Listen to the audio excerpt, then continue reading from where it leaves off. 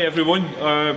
Thanks Steve for the last video where you were explaining just what chords are, how they're constructed, how you play some basic chords. But let's face it, we all want to play some tunes that we like. We hear on the radio, our favourite bands play. And if I think back to learning guitar, you know, you'd buy a Mel Bay book out of Woolworths and you would learn to play Michael Row the Boat Ashore. Now you're showing your age, Gerry. And it was miserable. But what we really want to do, we want to play tunes we like, and the young people engaging with us in 12 Guitars, they want to maybe write their own songs eventually, but they want to play songs that they love, and they want to show their friends and let their friends hear what they're playing. Yeah. So, as an experienced guitarist, Steve, how would you help our young audience understand that? How do they begin to practice chords? How do they get fluent? How do they become confident? And how can they start playing, you know, Lewis Capaldi or Killers or U2 or whoever they want to play? Okay. So I mentioned it earlier in an earlier video that it's about doing a little and often, particularly when you first start. You quite often hear stories of people that say, oh, I played my guitar for 3 hours straight and it was great. But the reality is that takes a lot of time to come because your hands, particularly your left hand, starts to get sore very quickly, particularly as you start out. So the way I always talk about practicing to play guitar and learning the first chords that you're going to learn is to pick a chord. So let's do D, the triangle chord. So if you remember, that's your first finger on the second fret of the third string, middle finger on the second fret of the top string, the thinnest string, and then your third finger here.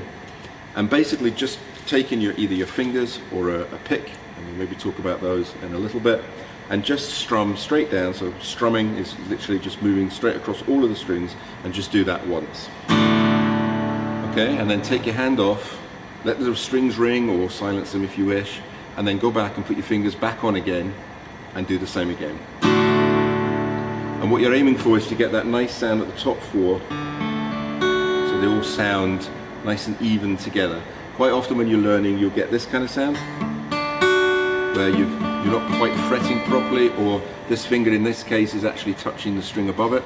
So you just need to practice just getting your fingers in the right place. And Steve, when you say fretting, you mean that, is that when the finger connects? Yeah, so the action of fretting is basically just pushing the string so that it basically rests over the fret, so that it creates the noise, the tone.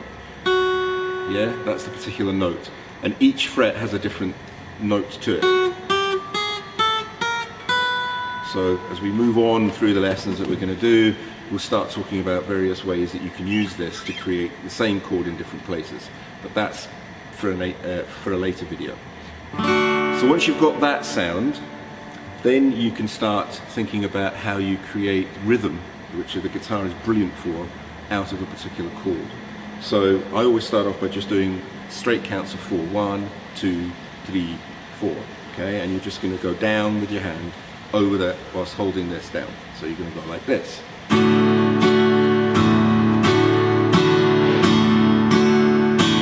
goal being to try and make it as even as possible. Okay. Then once your fingers are sore for that one, choose another chord. So let's say the diagonal chord or the C, and do exactly the same thing. Again, listening to see if any of the notes are not sounding properly. And then once your fingers get tired doing that one, shake them out and then play the G chord. Okay? Once you can do all three of those nice and evenly, then start moving between the chords. Now this is where a lot of learners, a lot of beginners start to get really frustrated. But the trick with this is to take it nice and slow and not to worry about the fact that you're not necessarily hitting the chords on time. So what you're aiming for is something like this.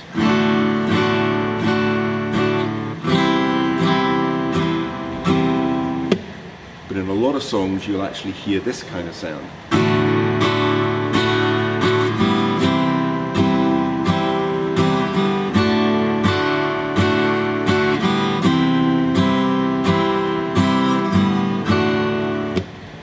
And that's because the guitarist is needing a bit of time to change the shape from here to here.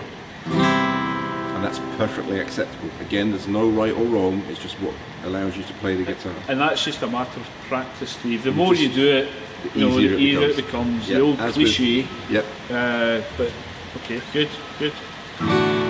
And then this is a good exercise as well. And again, take as much time as you need between the chords. So for example, you might want to go